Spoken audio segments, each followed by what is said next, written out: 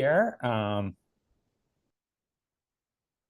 I just want to say I've been developing this presentation as what has been referred to as a micro certificate, and working really closely with a number of local government organizations like ICMA, the City County Management Association, National League of Cities, and I've been doing a lot of direct training with states. This is the first time, though, I have done it as a virtual session, so it's a little hard for me not to see the raised eyebrows or cross-eyed looks or other indications of how it's going. So forgive me if that's missing. Please drop thoughts or questions or comments in the chat. And as Jess said, we hope to save some time at the end for Q&A. But because I am a faculty director here at InnovateUS, it also means I'm not going anywhere. So if you like what you hear and you feel like, gosh, I'd like more of that in person or in a different format, that is always a possibility. So here goes the first step in this new format for me of doing this training is to call it up.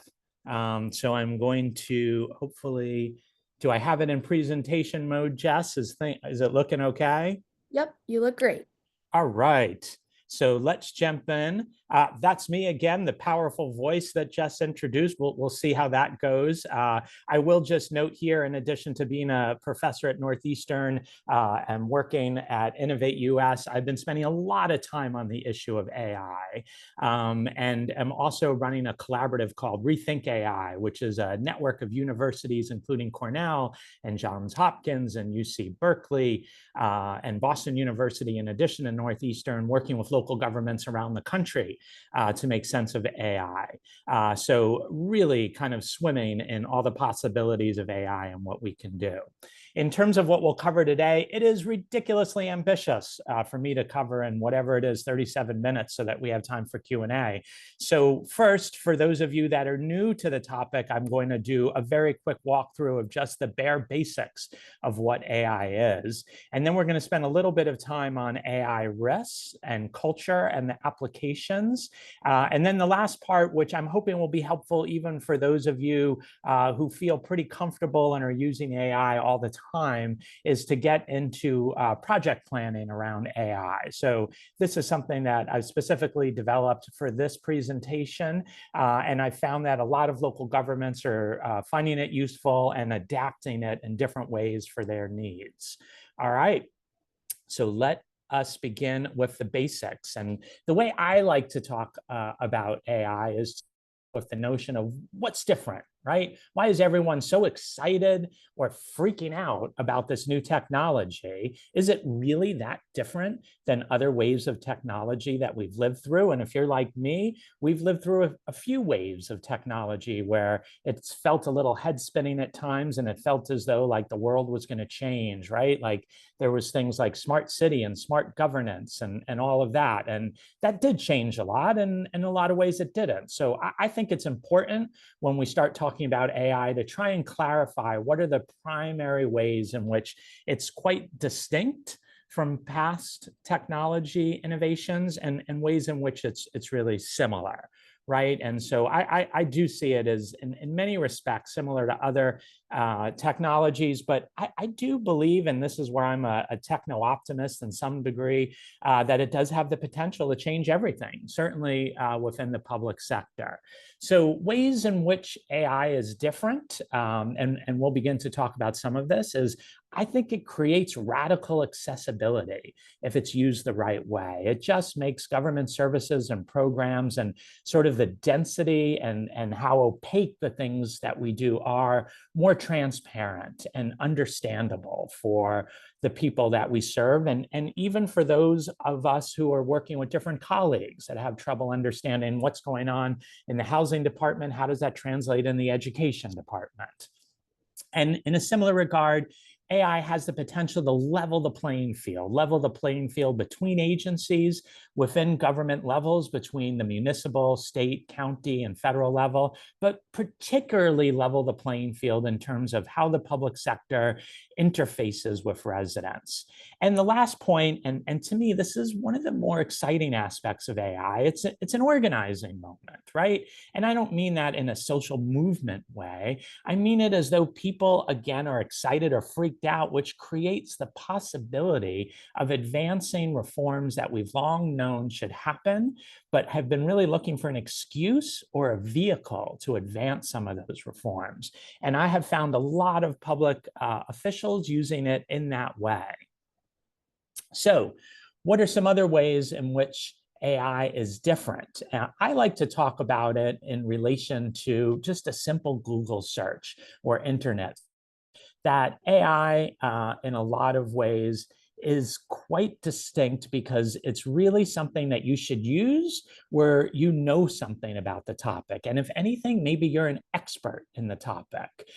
So an example I might give is birding. I have recently gotten into birding. I'm one of those during the pandemic. I started going out there. And so a lot of times, because I'm new to it, I'll just jump on to Yahoo or Google or Bing and say, you know, what's the migratory pattern of birds in my area at this time of year in May? That's something I don't know a lot about, and Google is not going to give me a direct response, but it'll give me a ranked order, really, in a sense, some good suggestions of what's going on with birding, something I know a teeny bit about, but by no means am I an expert. The difference with AI is you cannot use it, or you should not use it that way. It's best used in areas that you kind of know something about. And it works well in the sense of kind of being a good colleague or another resident expert to help you solve things, which in no way means it's infallible, but that is the way it's used best. And similarly, I would say a distinction about AI is it really takes time to evaluate its best use. I have found a lot of government agencies are surprised at things AI can do really well and just significantly improve efficiency, and other ways that they're surprised it wasn't helpful at all. If anything, it was counterproductive. And the only way to make sense of when and where AI works for you on your specific needs is to play with it, to experiment, to pilot, right? Again, very different than a typical internet search where you don't need to experiment, just jump on and start searching. Not true with AI. Now, just to get to some of the basics of what AI is, here is a simple definition that it is plainly a set of data processing tools. It uses large quantities of data to produce written, audio, or visual content in response to free-form text requests. Those are prompts, right? We've all heard about prompts, and even prompt engineering is a whole new blossoming job category. So AI is simply similar to other technological innovations, a data processing tool that makes sense of a mass amount of data. And similar to a child, AI learns to speak as though it's listening to a caregiver. It learns as it goes. And the way it learns is through another term you've probably heard or are quite familiar with, training data. We just keep pouring more and more data into an AI platform, and that's how it learns as it goes. And that's the reason we call it artificial intelligence, because it seems so human, because it's using language, it's learning language, and it's spitting back responses in human language form. So it feels like we're talking to somebody, but we are not. It is simply putting one word in front of another based on a predictive model as to which word should come next. All right. We got the basics. We have a handle on AI. Also, we're happy to share this presentation or a version of it. So don't worry if you didn't get all of that in the last set of slides. What I want to move into now are applications within local government. Again, this might be an area some of you are familiar with, but these are some of the basic categories in which we within the public and civic sector can use AI well. It can really help with a lot of those onerous, tedious tasks that some of us kind of just find annoying, frustrating, or time-consuming, right? Drafting a job description, writing a memo, or at least writing a first draft of a memo, issuing a press release, conducting preliminary research in a new policy or service domain area that you're exploring. These are excellent uses for AI. Again, want to caution that for all of these, you need to have expertise so that you can check the work. You think of it as maybe like the best intern you could hire to draft a job description or a press release. I think it's also fantastic in terms of brainstorming. I found a lot of people who use AI in the public sector often don't have colleagues that kind of line up right with the work that they're doing. So it's really helpful to just sort of throw out some ideas and kind of spitball them with somebody. So you could ask the AI, suggest ways I can use technology to engage vulnerable populations. You might not like all the answers, but I bet you're going to find a lot of those answers pretty good and definitely gets the juices flowing as far as a brainstorm goes. And then after you ask one question, here's, again, goes back to the prompt engineering, you can refine the questions that you ask to get more specific. So after you get a response to how to help vulnerable populations access technology, get a little more specific and say, can you suggest ways in which I can use technology in low bandwidth environments where there isn't a lot of access to high speed internet? And then you're going to get some different results. AI can also be helpful in terms of summarizing and labeling. So you could have a town hall meeting where you get thousands of ideas, but you want those ideas categorized in terms of most urgent or most oriented towards operational improvements or whatever the categories might be. So you could ask to classify 500 comments just purely into positive, negative, and neutral responses from that town hall meeting. I also find AI really helpful in terms of role playing. And I'm not sure if there are many of you who have had the pleasure, wink, wink, of testifying in front of a city council or a state legislature. But man, those are tough environments to be in. And AI has been incredibly helpful. I've been talking to a few CIOs that say, before I run out the door to testify in front of the legislature, I just do a role play and say, what do you imagine the state Rules and Means Committee is going to ask me about this particular issue in terms of expanding broadband. And you get all kinds of different responses. And again, you can even ask AI to play a particular role. I want you to play the role of a state elected official who is on the precipice of losing their seat and is really trying to protect homeowners in her district. And then you can role play that. Another use of AI, as I was mentioning earlier, is the radical accessibility of it. It really has so much potential here in terms of providing 24/7 responsiveness to residents in terms of the questions they have, but also, again, in terms of interagency communications that you might have. Obviously, translating items to different languages is a huge benefit. Limitless possibilities to just make everything that we're doing available in whatever dialect might be needed. Now, in terms of listening to residents, I am really going to have to hold my tongue here because this is one of the core aspects of the research that I'm doing, a lot of the work that I'm doing with local government. But what I would like to say here is that the ability, we haven't quite sort of met this ability, but the ability and the potential for AI to dramatically improve our ability to listen and respond to residents and their concerns is just tremendous. There's a real difference between us, even as people, and certainly other technologies being able to field input from residents or surveys and reactions. It can be dramatically improved, mainly because AI allows for a dialogue. Even when we have town hall meetings and feel like we're doing such a good job listening to residents, it's still us in the public sector determining the questions and the themes of that town hall meeting, which is not surprising that the outcome is often an antagonistic or tension-filled exchange around, no, I do not want that sewer system put in to our neighborhood, right? And then you just get caught up in this polarized exchange with residents. AI allows for more free-form dialogue to engage with residents to really get more at the heart of what the issue is. And again, I don't really have the time and will in future sessions get into how to do that, but there's some real exciting ways that AI is doing that dialoguing And those of you in the education space probably know AI has been tremendously helpful to do a lot of tutoring and mentoring of young people, particularly young people who fell behind during the pandemic. And as you can see, even from that function, AI has this ability to back and forth and dialogue with the individual that it's working with to better calibrate its answers and responses and provide necessary information. All right, just going to pause. This is a pause for me just to catch my breath. As we move on to the next section, I'm trying to get through a lot, which is to briefly, again, this is going to be unfair because it's going to be so quick, talk about some of the highest level risks that are involved when engaging with AI.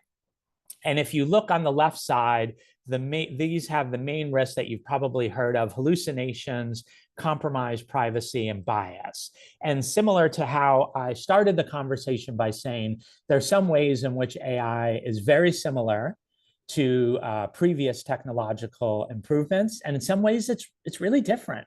And we need to understand those differences. And the first risk here falls in that category of very different, by hallucination. And hallucination, as you probably know, means that AI has a tendency to make things up that can be completely false and just come out of thin air. But I would say even more than a tendency to make things up, AI makes things up or hallucinates every single time you ask it, right? Because again, it is not a person. It is not a human being. It is simply just putting one word after another based on a predictive model. It is essentially making it up as it goes. And those of you that engage a lot with AI like ChatGPT and other platforms probably know this, because if you ask it a question once, you could ask the same exact question again, you're often going to get a very different answer. Now, because it hallucinates, because it makes up what it does not mean that it's wrong. Again, it's probably one of the smartest colleagues or interns that you could work with, but it does mean you always have to verify what it says, because it's just simply putting words in front of one another.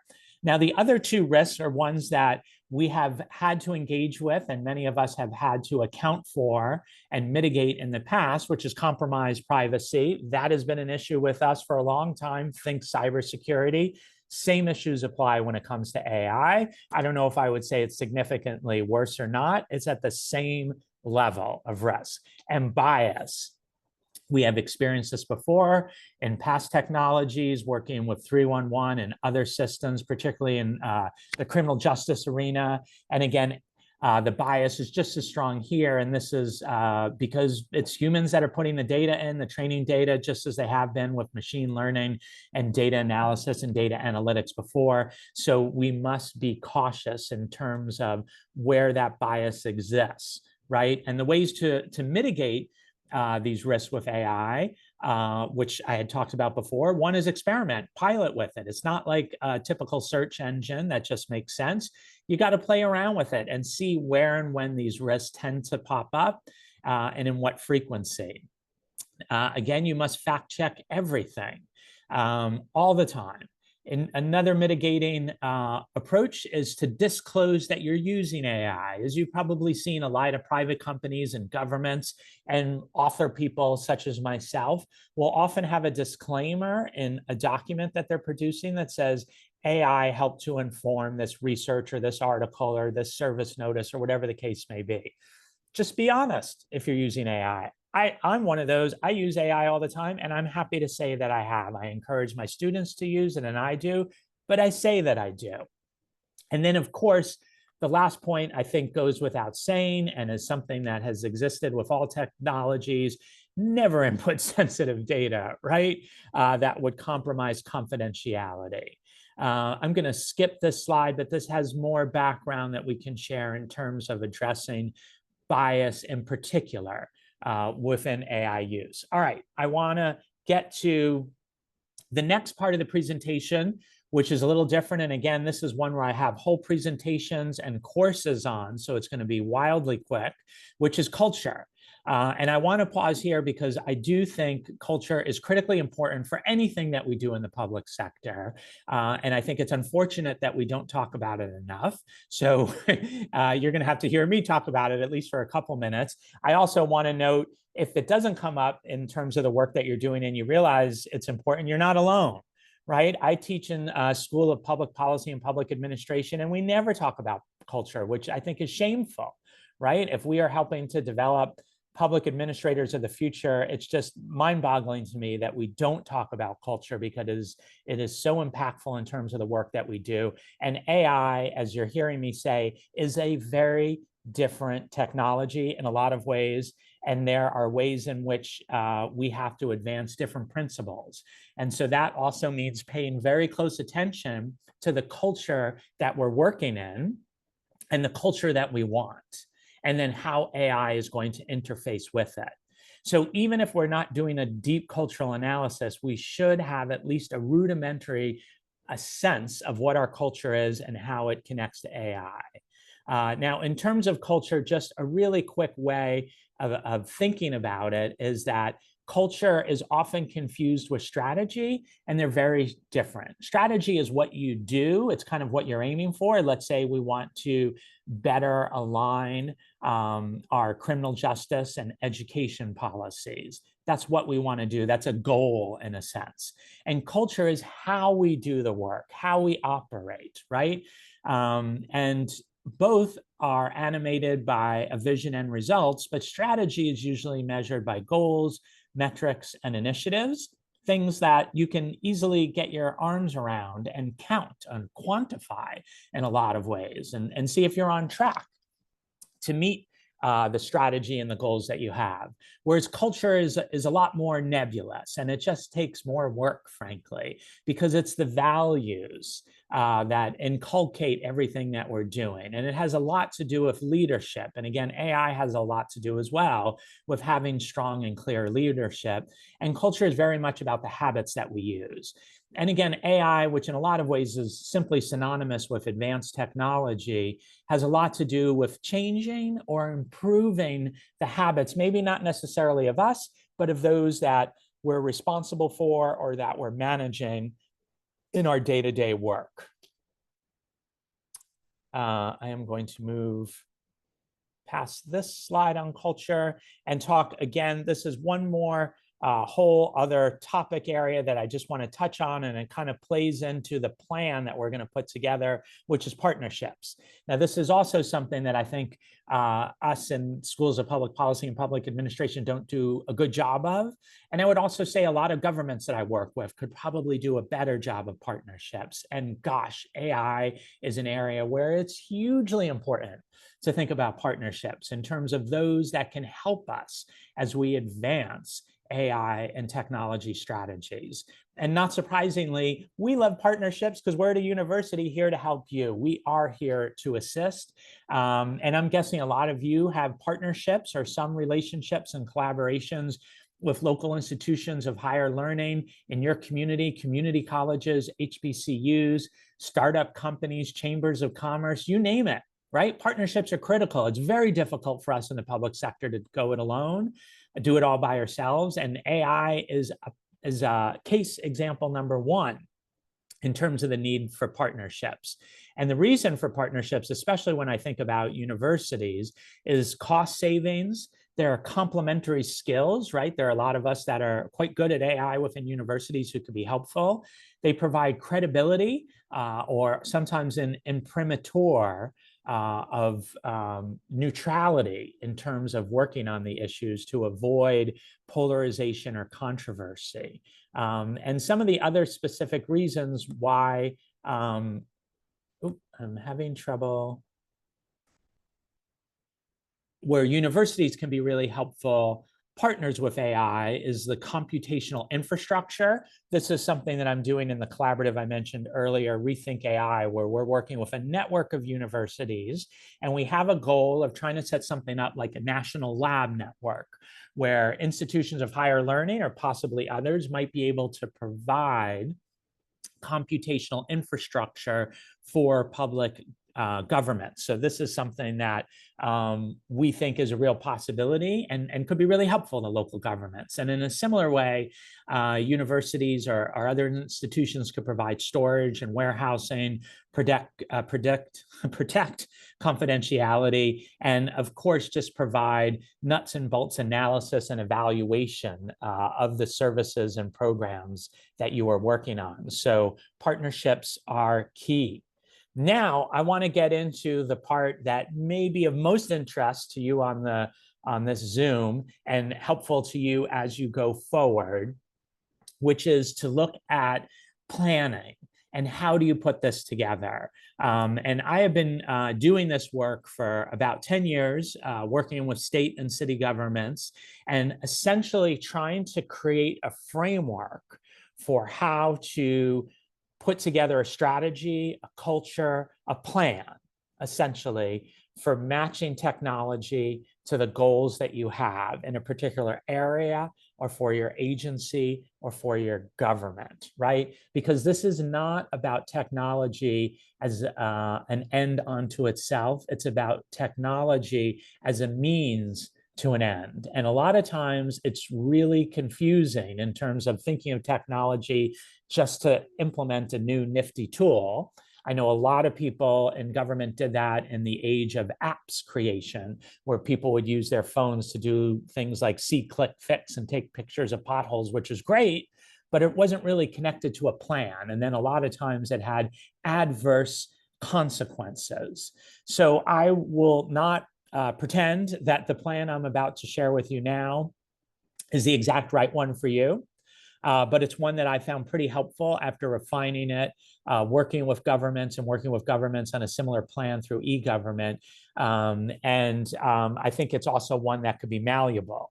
So let me start first by talking about the basics of a plan, especially when we're talking about AI, which I think of it in 3 key steps. Number 1, be ambitious. A lot of folks are rightfully scared of AI, as they should be. Certainly at the federal level, there has been a lot of action and orientation towards AI, but a lot of people are nervous about how that's playing out at the federal level or in the private sector, and it's leading to a lot of caution, which is great. We should be cautious about this technology, but we are not talking about using the technology at this moment. We're talking about planning.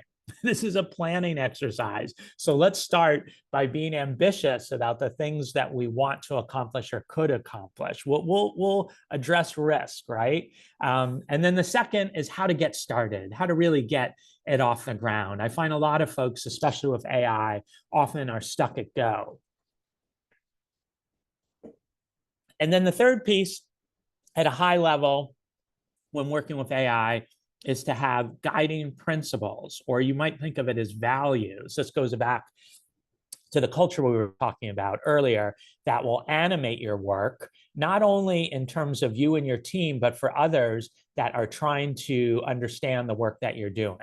So now I want to run through this a little bit more. So in terms of being ambitious, be expansive and ambitious. And then you want to think enterprise-wide about the process and culture changes that can take place. And by enterprise-wide, I mean, ideally, if you are talking about a transportation agency, this might not just be a program where you use AI to speed up bus routes, right? But it might be about how do we employ AI through the whole agency? How can we use AI to better create interoperability within the transportation agency and address buses and trains and just generally multimodal transportation? I think it's really helpful, even if you're not ready to go enterprise-wide or organization-wide, to at least think about that at the beginning. And then in terms of being ambitious, again, it goes back to partnerships. There should be an orientation towards building external bridges to boost capacity, knowledge, and effectiveness. And then finally, you want to think about reframing all of your work around resident and citizen engagement. Again, we're in the ambition stage. So I'm not saying you have to do a 360 and go from a government that's been somewhat opaque to one that's radically open. But the idea is to think in a big picture way how AI can move you in that direction. Now, in terms of getting started, this is a basic step, but I find most public leaders skip it, which is to designate an internal leader who can serve as a champion. So a lot of times people say, oh, we don't have the budget, certainly now, to hire a chief AI officer. What are you imagining we're going to do? I think this is just one of those instances you've got to have a point person. You have to have somebody who is seen as the champion or the advocate of this topic. So it might mean, at least for a period of time, that the CIO or the deputy CIO, or really someone, process improvement manager, then takes on an additional role, an additional hat as the chief AI liaison. But it is clear to have that. And then the next step in terms of getting started is to, having a little trouble, to issue guidance and identify cases, which means just being really clear about how you're moving forward, so that's clear to everyone else in the agency. Now, in terms of guiding principles, this is often what governments do at the highest level, but even within agencies, it's important to do. So some principles that you might adopt are human-centered design, transparency, equity, security. You might say, hey, we want to do all of those. That's great. But it's important, I think, to pick just 2 or 3 that you're emphasizing, right? And then you're clear of which ones you're not as focused on within your agency at that point in time. All right. Now, actually, before we get to this, I just want to say that this is a 3-step approach to broadly think about AI strategies within your organization or your agency or your government. What I want to talk about next is, once you get past that, this is another planning framework when you get much more nuts and bolts oriented and you have time to canvass others within the organization and get a sense of how you want to move forward. And one way I think about this is it's almost like a charter or a compact or an MOU, or again, you could just simply use a plan for how you are addressing AI moving forward, right? And so the first thing, and I made this up, Turbo City, as an example of what the organization is you want the value proposition, right? You need to make clear what is going to get people excited about this particular plan. Here I wrote, AI will democratize services and include citizens in all aspects of governing. You should be clear about who the lead city official is. It could be the CIO, the state procurement officer, what have you. And be clear about what engagement is. And engagement should mean how you're engaging internally with other staff, the things that you're doing, and how you will engage externally. Next, you should have, going to the right, an operations plan. Here, the example is to merge IT functions with the innovation office. So that might entail taking one agency and merging it operationally with another. The third category here is partnerships. So here's an example of engaging the local university to create a whole new AI center focused on government operations. Next is the category of culture. As I said, one way not to forget to at least pay attention to culture is to have an intentional orientation or strategy for it. Financing, how you plan to pay for it, and then finally risks and how you will address it. Obviously, each of these categories could have and should have many other subcategories, but at the highest level, I think it's important to have something like this, that if you are, let's say, a state transportation agency, you would then share with other agencies and you would share with the governor's office so that everybody is clear about where you are going with your AI planning efforts. Now, in terms of putting the plan into action, it is helpful to conduct an inventory of that you have, the talent, the people that can work on it, and all of that. Next is to assess the possibilities of using AI and where on the spectrum you want to use AI. You might want to use just a simple chat bot. to help you with what you're doing, or you might want to be doing more advanced analytics with AI. And then again, you should be clear about the partners you want to use to put the plan into action. Next, it's critically important to have training to support the plan. That's us, InnovateUS. We are here to help with the training. As most of you probably know, we have a lot of free training that's available online as modules, or the workshops like this one that are all archived and you're welcome to see again or have others view as a part of what they do. There are other trainings available, of course, like internal HR offerings. Peer learning, I find, is so helpful when it comes to AI, almost to set up a little internal AI peer learning school where peers teach peers. And national networks, like the ones I had mentioned, I find incredibly helpful. There's our handy dandy website for the trainings that we do. And again, this is a review of InnovateUS that I'm sure most of you are familiar and availed yourself of our services, where we have workshops like this, totally free, totally unbiased, totally nonpartisan, online courses. We have already 4, I think, and counting on AI, just for AI. And we're about to release a new AI course for the legal profession for lawyers on staff. And we're working on an AI course for AI in procurement. We also have Google certificates that are available at a low to no cost. And here's just a quick slide of all the people who have benefited from our learning. So that's a long way of saying training is critical as a part of whatever you do in the work that you do. This is me. Oh, it doesn't have my contact, but I know Jess will be happy to share that with you. So Jess, I made it through. It looks like we even have a smidge more than 15 minutes, and I turn to you to see if you have any questions that you would like to field for me that came up in the chat, or if we should just open it up. Yeah, we had a few